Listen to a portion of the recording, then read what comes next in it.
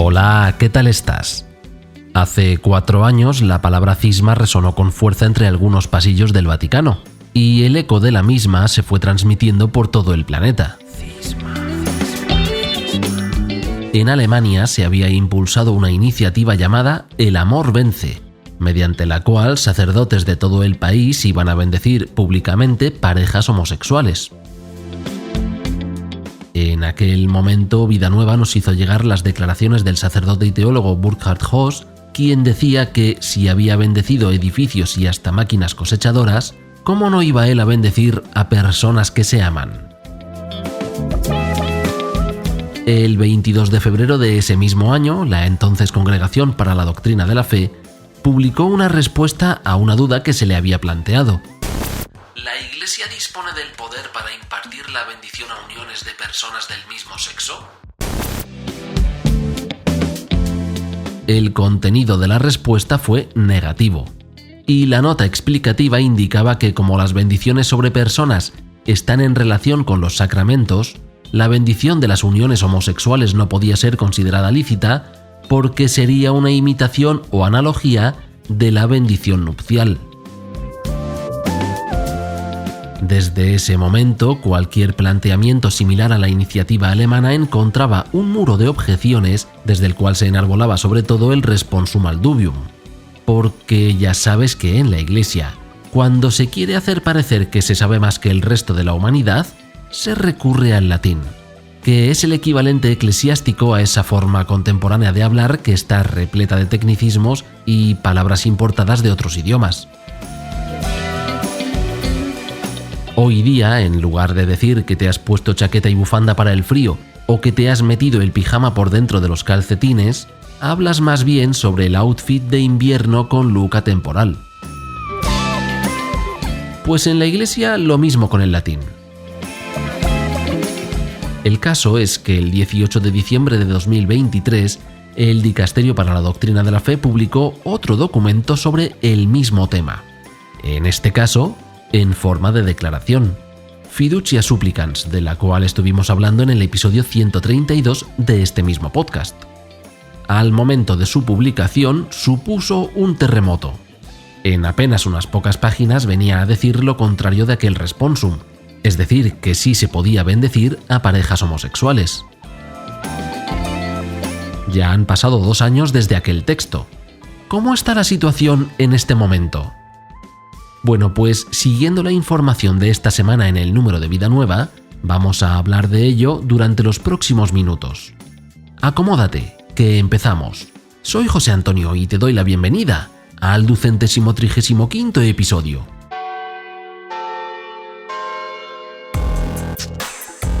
El podcast de Vida Nueva.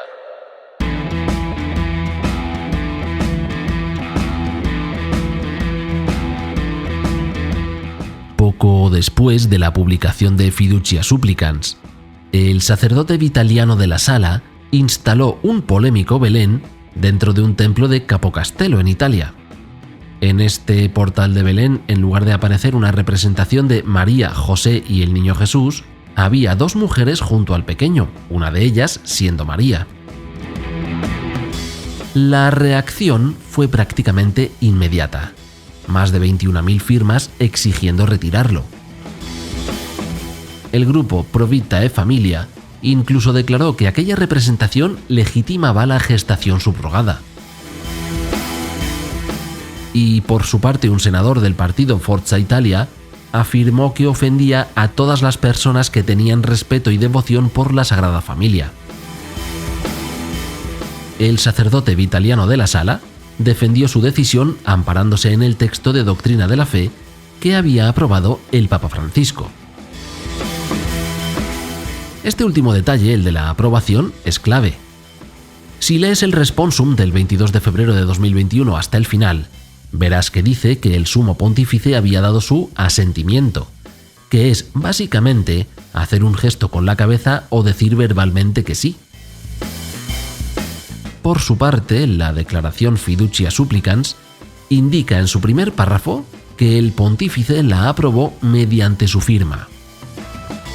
Son 2 grados diferentes de aceptación.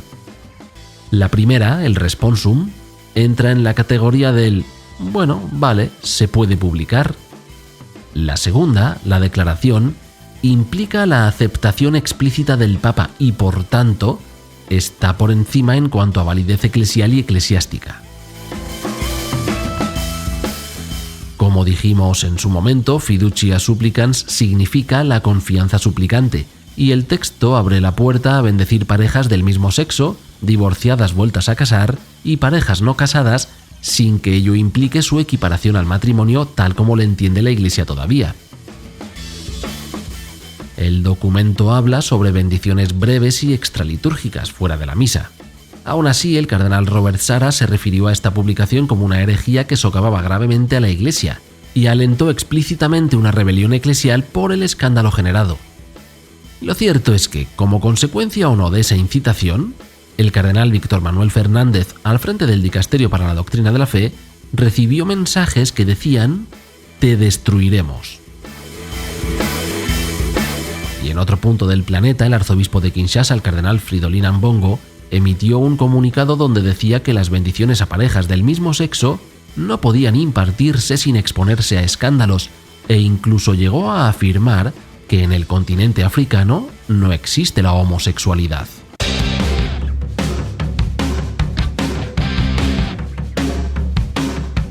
No obstante, la realidad siempre es rica en matices.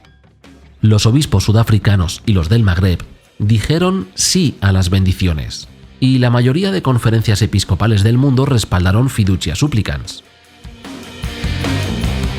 El episcopado estadounidense dijo que el texto no exigía un cambio en las enseñanzas de la Iglesia sobre el matrimonio. En Alemania lo llamaron regalo de Navidad.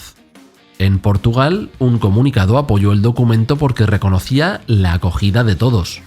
Los obispos franceses lo celebraron como un estímulo a bendecir generosamente, y los italianos destacaron que se situaba en el horizonte de la misericordia. En España, el cardenal Omeya dijo que era un acto de acogida que exigía un cambio de mentalidad.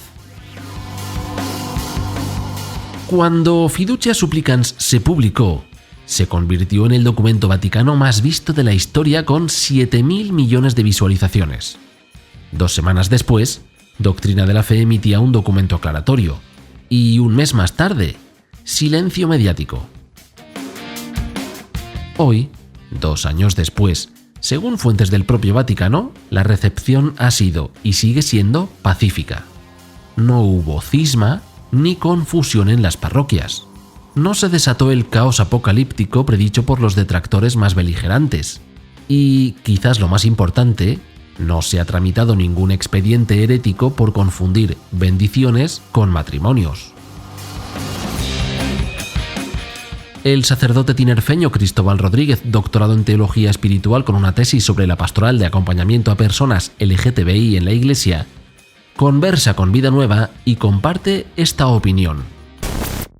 Mira, Fiducia Supplicans sobre todo nos ha permitido dar, yo creo, visibilidad pastoral a una realidad que de otra parte muchos agentes de pastoral, no solo sacerdotes, sino también laicos, hacíamos, que era acompañar espiritualmente cuando las personas LGTB daban un paso en su unión civil. Entonces, de alguna manera ahora lo podemos hacer de manera más pública. Antes era todo como más privado, más, no digo restrictivo, pero sí de alguna manera teniendo más prudencia. Ahora la bendición que la Iglesia nos ofrece, la bendición pastoral para las personas LGTB, es un momento de oración en el cual se acompaña a las personas que dan el paso a la unión y a su familia. Cristóbal Rodríguez dice también que el número de parejas que ha solicitado una bendición no es tan grande como la cantidad de sacerdotes que le han contactado porque no saben qué hacer. Dado que no hay un ritual establecido, todo queda en función de la creatividad pastoral de cada sacerdote, lo cual implica un discernimiento concienzudo de cada caso y una valoración sosegada. El jesuita James Martin también habla de unos números pequeños en términos absolutos, y es que le dice a Vida Nueva que la mayoría de sacerdotes con los que ha hablado solo han llevado a cabo unas pocas bendiciones de este tipo durante los 2 años desde la publicación de Fiducia Supplicans. Y añade que, aunque los números son bajos, las personas bendecidas siempre están muy agradecidas y se sienten más acogidas. Antes de terminar la primera parte, hagamos un inciso para aportar información de contexto. Nos vamos a desplazar hasta Islandia, y allí vamos a observar a la Iglesia luterana. Al frente de la misma está la obispa Gudrun Karlshelgudottir como su cabeza. Esta obispa está casada con un profesor universitario de física, tiene 2 hijos, un hijastro y 2 nietos. En estos momentos, la presidenta de Islandia, la ministra de Justicia y responsable de la policía, así como también la cabeza de la Iglesia luterana, son mujeres, lo cual lanza un mensaje potente y contundente al mundo entero, aunque pareciese algo ya superado a estas alturas de la historia humana. Y el mensaje es el siguiente: que la sociedad y la Iglesia funcionan con perfecta normalidad cuando son mujeres quienes ocupan puestos de responsabilidad. No se rompe el cielo, ni las personas entran en combustión espontánea por ello. Pero ese no es nuestro contexto, lo cual no quita que quizás la Iglesia católica necesite leer con más profundidad estos signos de los tiempos. Donde sí vamos a concentrar los oídos para contextualizar es en estas declaraciones de la obispa Gudrun Karls en una entrevista reciente.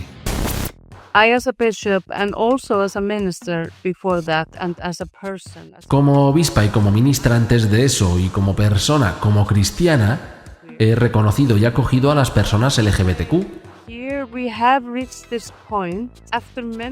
Y diría que hemos alcanzado este punto después de muchos años de reflexiones teológicas y debates sobre el papel básico de la Iglesia hacia todos los seres humanos, y primero y sobre todo, hacia quienes son marginalizados.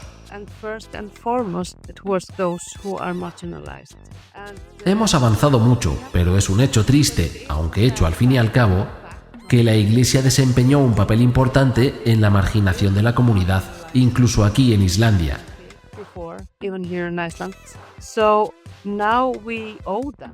Así que ahora les debemos, y nos debemos a nosotros mismos como cristianos, reparar ese error.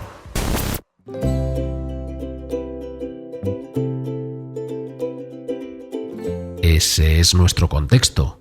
Hablar abiertamente sobre cómo la Iglesia ha contribuido a la marginación y estigmatización de seres humanos y cómo poder desarrollar un diálogo sincero sobre la reparación.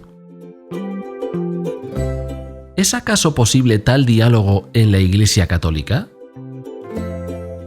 Tal vez estos 2 años desde la publicación de Fiducia Supplicans, sin que se haya fracturado el Vaticano, aporten algo a ello. Aprender de otras tradiciones y cómo han ido manejando sus propios errores podría también añadir algo sobre lo que razonar. Pero también habrá que ser capaces de reconocer que si los textos los escriben y monopolizan señores a los que les gustan las señoras, que si las leyes y tradiciones religiosas las redactaron señores tan ocupados que tenían que estar siendo atendidos y cuidados por señoras, y que si los señores actuales no escuchan nada más que lo que han recibido en esa línea recta de masculinidad autojustificada, entonces todo esfuerzo de diálogo y entendimiento fracasará. Hay un principio básico en las ciencias naturales que indica que lo que normalmente sucede no es lo único que sucede. Por ello, toda persona que se aferre a la ley natural para justificar cualquier discriminación debería comprar unos billetes de avión hasta Australia, desplazarse hasta el hábitat del ornitorrinco y, una vez allí, decirle a la cara a este animal que no es un mamífero porque pone huevos en lugar de dar a luz a sus crías como hacemos el resto. Ornitorrinco, te expulsamos de la creación porque eres causa de escándalo.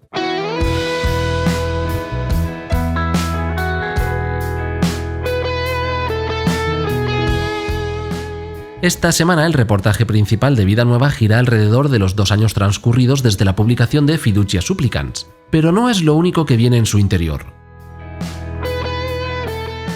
España estrena nuevo nuncio apostólico. Piero Poppo presidió el pasado 8 de diciembre su primera Eucaristía en su nueva responsabilidad. un sacerdote de Zaragoza será extraditado a México después de que 3 niñas del estado de Jalisco denunciaran abusos durante el tiempo que estuvo destinado allí por su congregación. Para tener acceso a estas y otras noticias, considera ahora suscribirte a Vida Nueva para recibir 47 números cada año. Tienes toda la información en vidanuevadigital.com/suscripciones.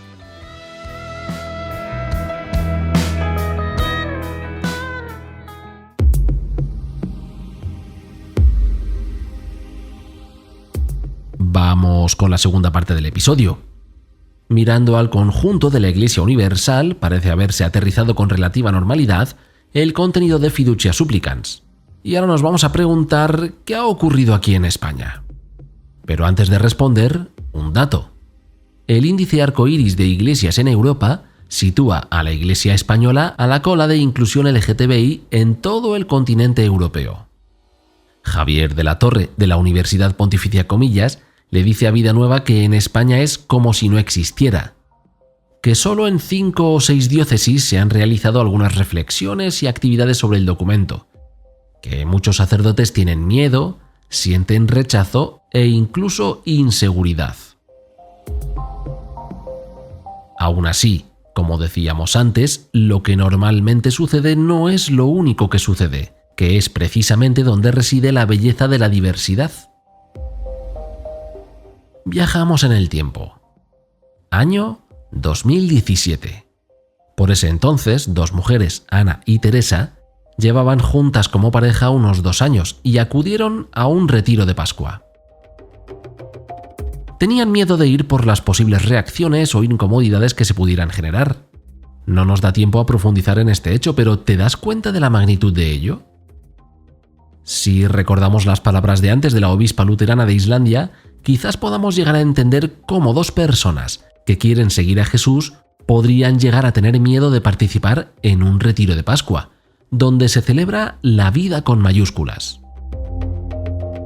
Hay muchas lecturas que pueden hacerse sobre el papel de la Iglesia en la discriminación y que pueden extraerse a partir del miedo de las personas a compartir con la comunidad la alegría de seguir a Jesús. Como siempre, sabes que no suelo hacer comentarios de forma casual porque tenemos poquito tiempo y hay que ser eficientes en la gestión de los minutos. Me he concentrado un momento en ese miedo porque durante aquel retiro de 2017, Ana y Teresa recibieron una acogida tan grande que contrastaba con esa sensación previa. Teresa comparte con Vida Nueva su testimonio de una confesión durante el Sábado Santo de 2017. Sí, bueno, pues yo también el Sábado Santo fui a confesión y ahí sí expresé como esa pesar que sí que tenía un poco en mi conciencia, como de decir, no sé si por esta vida que para mí es pues maravillosa, pura, bella y es de Dios, pero no sé si tengo que pedir perdón. Entonces, bueno, pues ahí sí fue pues también una acogida por parte del sacerdote y lo primero que me dijo es perdónanos tú a nosotros. Y además me lo repitió varias veces, muy emocionado, y pues lo mismo me dijo que me acercara a Jesús y le diera las gracias por el amor que me había regalado de Ana. Cuando salieron del confesionario y se reencontraron, ambas experimentaron una alegría inmensa. Fue una liberación. No tener que vivir a escondidas, como nunca nadie tendría que haber hecho por haber nacido de un modo o de otro. Obviamente todo esto lo vivieron dentro de un proceso y no de la noche a la mañana. La bendición de su unión se enmarca, por tanto, dentro de ese proceso. Pues para mí marca como un culmen, como una cima, como un camino que empezamos a recorrer juntas cuando nos conocimos. Ya, pues es la expresión de la alegría en comunidad y en familia, ¿no? Yo lo llamo el momento más lleno de Dios, de luz y de alegría de mi vida, ¿no? Porque fue una expresión, o sea, como hay condensar toda la alegría que vivíamos en nosotras como el punto definitivo de decir, bueno, pues definitivamente estamos aquí en el mundo, en vida pública y en vida de Dios. Las palabras de Ana y Teresa traen de nuevo a la memoria lo que comentaba el jesuita James Martin acerca de bendiciones pequeñas en número, pero grandes en alegría. Y también conecta directamente con esto otro que decía el sacerdote tinerfeño Cristóbal Rodríguez a Vida Nueva. La última que yo celebré, que fue en el mes de agosto, de una pareja de Gran Canaria, de 2 chicos de Gran Canaria. Son 2 chicos creyentes que celebraban su matrimonio igualitario el 4 de octubre, pero querían tener este momento de oración y de espiritualidad. De hecho, fue una cosa muy íntima con la familia de ambos, pero para ellos era el punto principal del momento de su unión. O sea, no era lo que iban a celebrar el 4 de octubre ni la fiesta, porque son creyentes, porque participan de la comunidad cristiana y porque la referencia a la vida de fe no es accesoria en sus casos.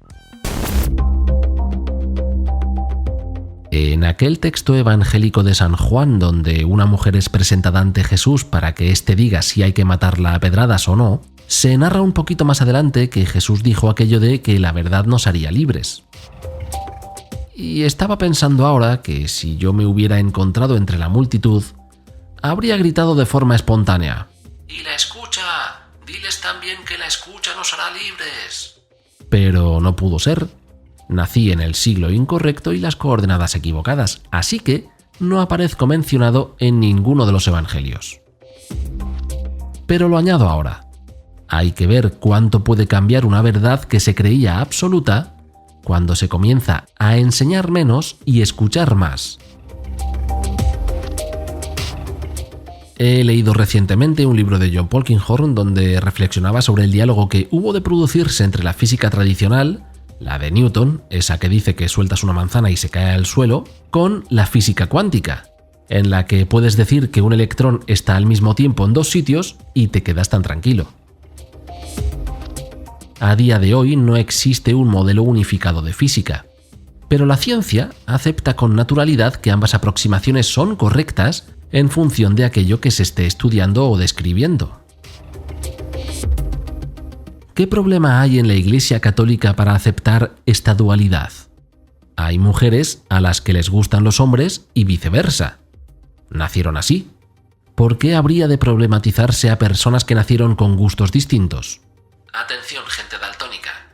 Id calentando que sois los siguientes para la purga dogmática porque percibís los colores de forma diferente a la mayoría y en vuestro cerebro se altera la maravillosa creación de Dios. Si esta caricaturización es soberanamente absurda, ¿qué peso le damos a la diferencia en la percepción cuando ésta involucra a otras áreas del cerebro? Cristóbal Rodríguez sigue diciendo a Vida Nueva. La discusión sobre el sacramento del matrimonio para parejas LGTB me ha sido puesta más veces por personas heterosexuales que buscan el conflicto que por las propias parejas LGBT, que saben que no pueden acceder al sacramento del matrimonio, que no existe un matrimonio para parejas del mismo sexo y que la Iglesia en eso ha sido como bastante clara en la formulación. Aún así, hay quien todavía se aferra al argumento de que lo que se busca es una provocación y una ruptura de la tradición católica. Yo no me imagino a Isaac Newton, el cual era un devoto cristiano, salir de su tumba para acusar a los físicos modernos de atentar contra la ciencia por intentar encontrar otros modos de describir los fenómenos naturales. En este caso, no hay provocación, sino búsqueda de pertenencia espiritual, de vivencia del amor de pareja como don recibido y no como pecado. En estas súplicas yo creo que hay que situarla en la línea del magisterio del Papa Francisco. El magisterio del Papa Francisco es un magisterio centrado en la persona concreta, en sus circunstancias y en el discernimiento como camino que lleva desde la libertad a escoger el paso posible en cada situación. Francisco continuamente insistirá la necesidad de inculturar y atender a los contextos geográficos particulares. Todo lo que han montado algunos contextos geográficos, sobre todo voces provenientes de África en contra de Fiducia Supplicans, a mí personalmente me parece que es desmesurado. ¿Por qué? Porque a nosotros también nos llegan a nivel global otro tipo de argumentos que no nos tocan culturalmente, como puede ser la poligamia, y nosotros no nos cerramos a reflexionar sobre ello. Sobre todo teniendo en cuenta que en países africanos todavía la pena de muerte y la cárcel para las personas LGTB existen. Lo que no puede olvidar ningún miembro de la Iglesia, esté en África, en Europa, en Asia, en América o en Oceanía, es que es misión del cristianismo ante todo tutelar la libertad de los derechos humanos básicos. Y desde ahí seguimos construyendo. El Evangelio no anima a apoyar discursos de odio. Quizás por tanto el primer paso sea aprender a identificar cuando lo que se está diciendo es, en última instancia, un discurso de odio. Tal como decíamos en la primera parte, en estos 2 años de existencia de Fiducia Supplicans, no ha explotado el caos predicho por sus detractores y Doctrina de la Fe no ha tramitado ningún expediente herético por esta causa. Comentaba hace un momento de forma jocosa que la escucha también tiene su grado de participación en la liberación humana. De ser así, dependería, claro, de cuánto se hubiera desarrollado la capacidad de escucha en cada persona. Como anotación al margen, escuchemos lo que dice el historiador de las religiones Odon Vallée, que es originario de Francia. Los protestantes siempre han estado más abiertos a la modernidad porque para ellos el matrimonio es una cosa que está llamada a evolucionar, mientras que los católicos son fieles a la estabilidad de la institución del matrimonio desde hace más de 2000 años.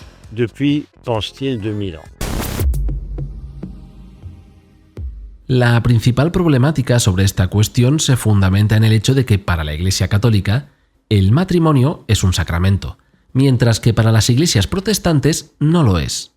Martín Lutero argumentaba que el matrimonio no podía encajar en la definición de sacramento porque no incluía una promesa divina y un signo. Y la respuesta de la Iglesia a Lutero y su reforma, ya sabes que fue convocar el Concilio de Trento y fijar la estructura y funcionamiento de la Iglesia durante los siglos posteriores. El 11 de noviembre de 1563, los padres conciliares decretaron como primer punto de la sesión que si alguien decía o insinuaba que el matrimonio no era un sacramento, que eso ya bastaba para excomulgar, que era anatema.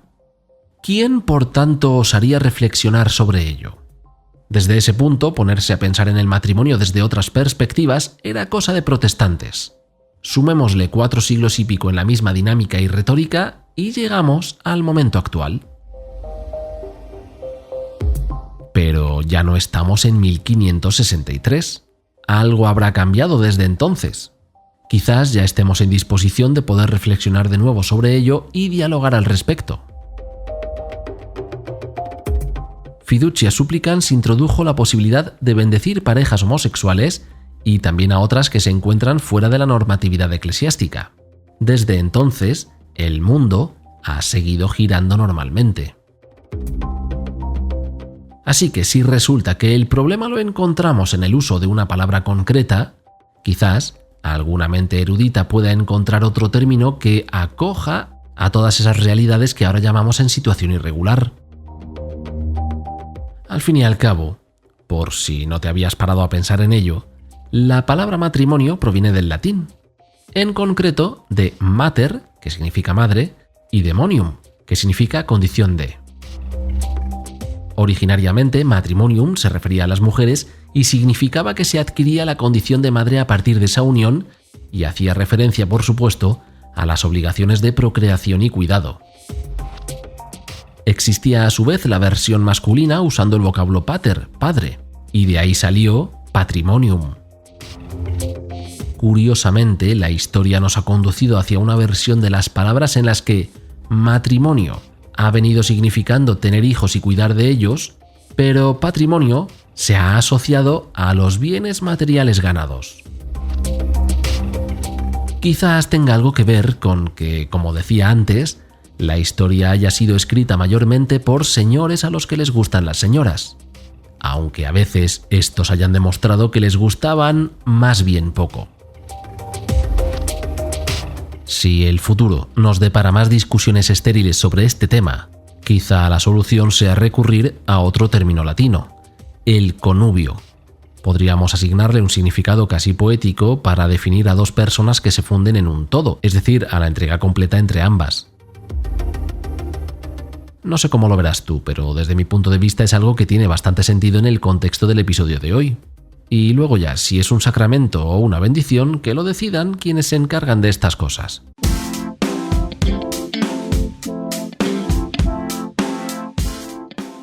Han pasado unas cuantas cosas durante la última semana en la Iglesia y en el mundo. Por ejemplo, Roberto Benigni ha estrenado un monólogo sobre la figura de San Pedro.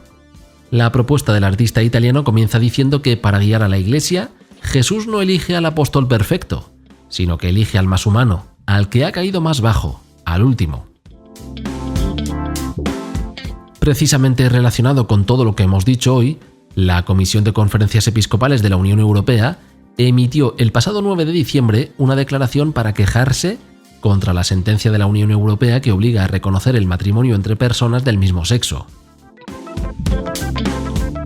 Estas y otras noticias las tienes disponibles en vidanuevadigital.com.